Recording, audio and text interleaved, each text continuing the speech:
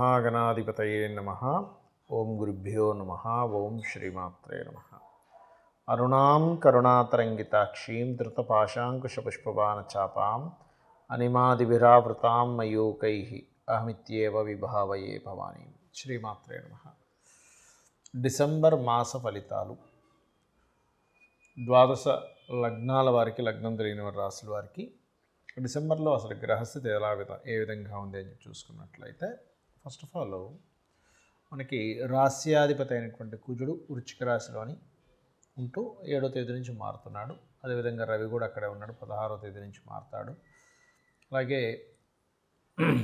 శుక్రుడు మరియు బుధుడు తులారాశిలో ఉంటూ అదే 7వ తేదీ వృశ్చికంలోకి వస్తున్నాడు. ఇక సింహరాశిలో కేతువు, కుంభరాశిలో రాహువు, మీనంలో శని, గురువు వచ్చేసి చూసుకున్నట్లయితే మిథునంలోకి ఎంటర్ అవుతున్నాడు, వక్రించుకుంటే వెనక్కి వచ్చి. ఈ యొక్క గ్రహస్థితిని అనుసరించి అయితే ఈ 6వ తేదీ ఎంటర్ అవుతున్నాడు ఆయన. ద్వాదశ లగ్నముల వారికి, లగ్నం తెలియని రాశుల వారికి ఏ విధంగా ఉండబోతుంది, ఏ విషయాల పట్ల జాగ్రత్త తీసుకోవాలనేటువంటి అంశాలు ఒక్కొక్కటిగా తెలుసుకుందాం. అయితే ఈ విషయాలు చెప్తుంది నేనైనప్పటికీ కూడా చెప్పిస్తుంది సాక్షాత్ లలిత అమ్మవారిగా చెప్పిస్తుందనే భావంతో తెలుసుకుందాం.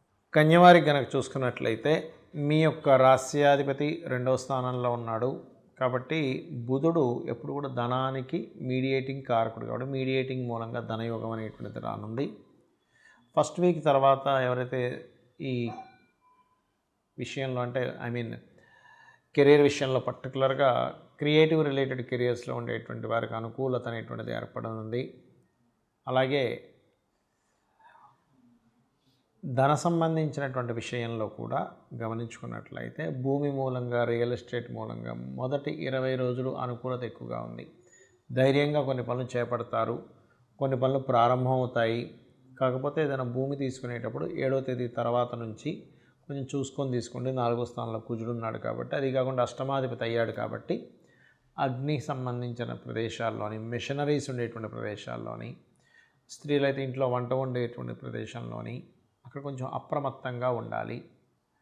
ఇష్టపడిన వారిని, అందులో పర్టికులర్గా ఈ కన్యాలగ్నం వారు కొంచెం డిఫరెంట్ క్యాస్ట్లో వాళ్ళని ఇష్టపడి వాళ్ళని వివాహం చేసుకోవాలనే ప్రయత్నాలు చేయడము, తద్వారా కొంతవరకు ఆ యొక్క విషయాల్లో కొంతవరకు సక్సెస్ అవ్వడం చూపిస్తుంది.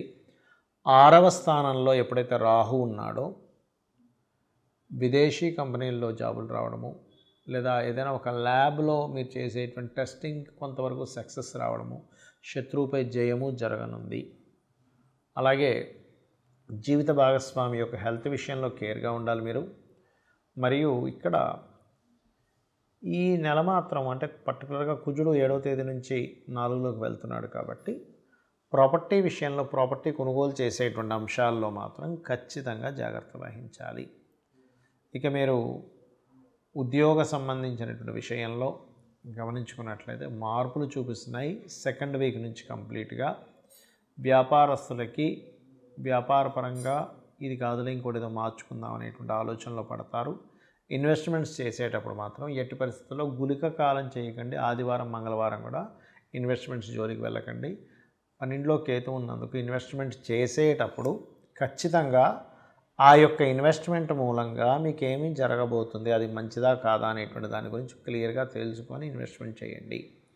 ఇక మీరు నిత్యము చేయవలసిన దేవతారాధన వెంకటేశ్వర స్వామి యొక్క ఆరాధన చేయండి. అన్ని విధాలా మీకు బాగుంటుంది.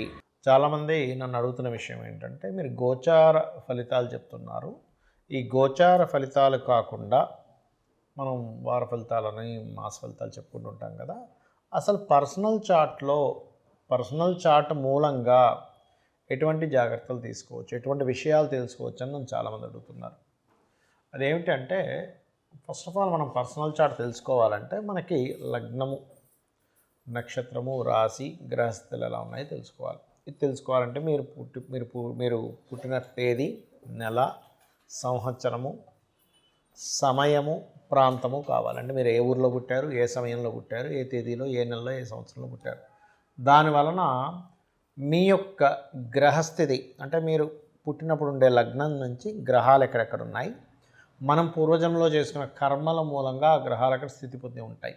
అంటే కొంతమంది చూడండి ఫైరీ నేచర్ ఉంటారు, కొంతమంది ఎమోషనల్గా ఉంటారు, కొంతమంది అంటే ఒక్కొక్కరు ఒక్కో మైండెడ్, మనీ మైండెడ్ ఉంటే good communicators, very strong, very fiery, కొంచెం ఎమోషనల్గా ఉండేవాళ్ళు, ఆర్టిస్టిక్ నేచర్ ఉండేవాళ్ళు, ఎక్కువ గొడవలు పెట్టుకునేవారు, సోషల్గా ఉండేవారు, సీక్రసీగా ఉండేవారు, ఎక్కువ స్పిరిచువల్గా ఉండేవారు, ఎక్కువ వర్కాలిక్గా ఉండేవారు, బిజినెస్ మైండెడ్తో ఉండేవారు, సేవాతత్వంగా ఉండేవారు, ఇట్లా రకరకాల వ్యక్తులు ఉంటారు.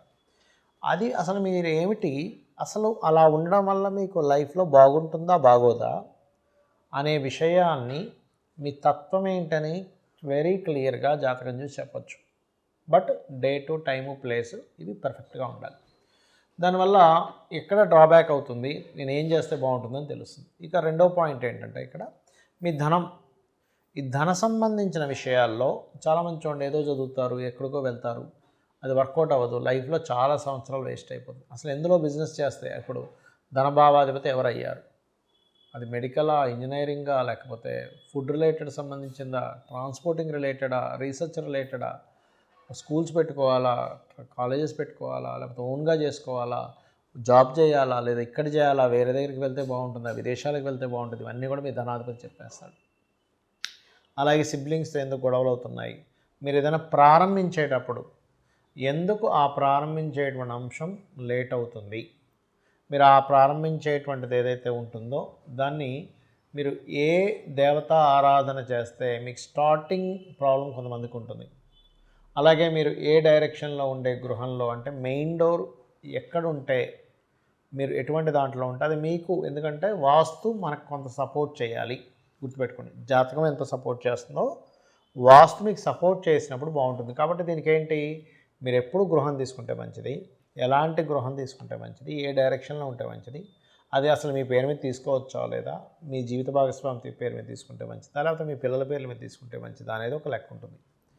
అలాగే ఇక్కడ సంతాన అభివృద్ధి అనుకోండి, ప్రేమ వ్యవహారాలు అనుకోండి, ప్రేమించి పెళ్లి చేసుకుంటారా, లేకపోతే నార్మల్గా ఇంట్లో వాళ్ళు చూసిందేనా, లేకపోతే 2 వివాహాలు ఉన్నాయా, ఒకవేళ జీవిత భాగస్వామిని ఇంకా తప్పించుకోలేని స్థితులు ఉంటాయి కొంతమందికి ర్యాష్గా ఉండేవాళ్ళు, రకరకాల వ్యక్తులు వస్తూ ఉంటారు.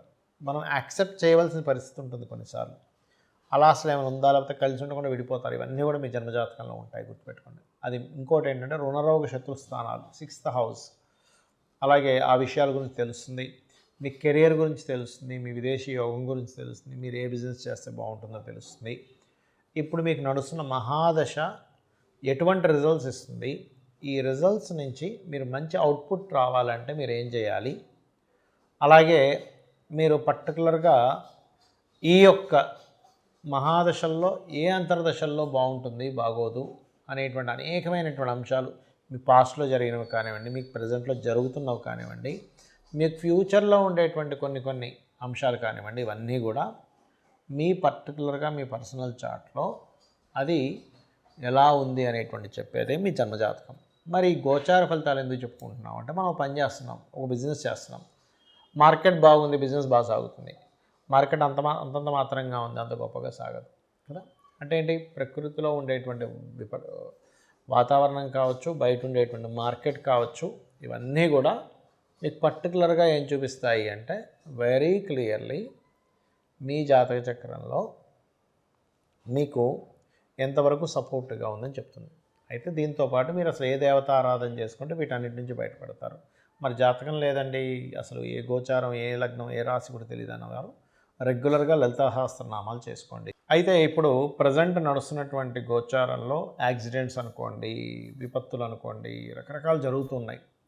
దీని నుంచి ఎవరికి ఎటువంటి ఇబ్బంది కలగకుండా ఉండాలి, లైఫ్లో బాగుండాలి అంటే మీరు చేయవలసింది ఏమిటి అంటే, సింపుల్గా ఏం లేదు, మీరు గుర్తుపెట్టుకోండి, మీ యొక్క ఇంటికి దగ్గరలో ఏదైనా ఆలయం ఉంటే రెగ్యులర్గా వెళ్ళడము, శని, రాహు, కుజ, గురు, ఈ 4 గ్రహాలు గుర్తుపెట్టుకోండి, ఈ 4 గ్రహాల దగ్గర దీపారాధన చేయండి.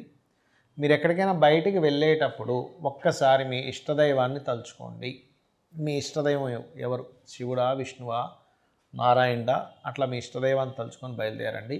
ఖచ్చితంగా మీకు ఇబ్బంది అనేటువంటిది కలగదు, గుర్తుపెట్టుకోండి. అదేవిధంగా గోశాలకు వెళ్ళడము, చండీ పారాయణం చేయడము, అదేవిధంగా దుర్గా అష్టోత్తరం చదువుకోవడం, ఇవి చేయండి, ఖచ్చితంగా మీకు బాగుంటుంది. శ్రీమాత్రే నమః.